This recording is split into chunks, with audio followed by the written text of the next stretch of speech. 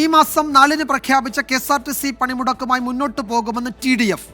KSRTC CMD-യുമായുള്ള ചർച്ച തീരുമാനമാകാതെ പിരിഞ്ഞു. ശമ്പള വിതരണം ഉൾപ്പെടെയുള്ള ആവശ്യങ്ങൾ ഉന്നയിച്ചാണ് സമരത്തിന് ആഹ്വാനം ചെയ്തിരിക്കുന്നത്. ജയശങ്കർ വിവരങ്ങൾ നൽകും തിരുവനന്തപുരത്തു നിന്ന്.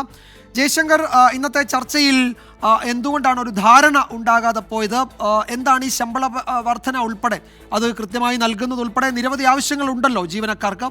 അതിൽ ഒന്നിലും മാനേജ്മെന്റ് അനുകൂലമായ അനുഭാവപൂർണമായ പ്രതികരണം നടത്തിയില്ല എന്നാണോ കരുതേണ്ടത്?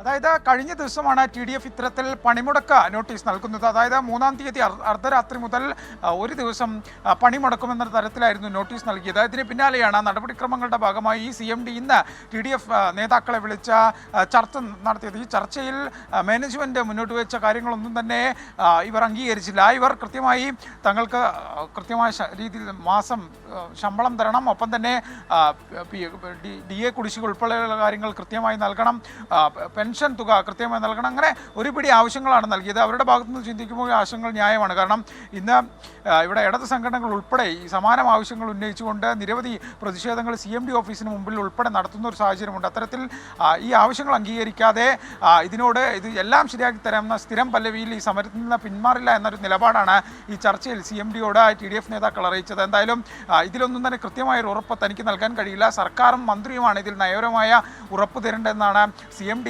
നേതാക്കളെ അറിയിക്കുകയും ചെയ്തു. എന്തായാലും സമരവുമായി 4-ാം തീയതി പൂർണ്ണമായ സമരവുമായി മുന്നോട്ട് പോകാനാണ് TDF-ന്റെ തീരുമാനം.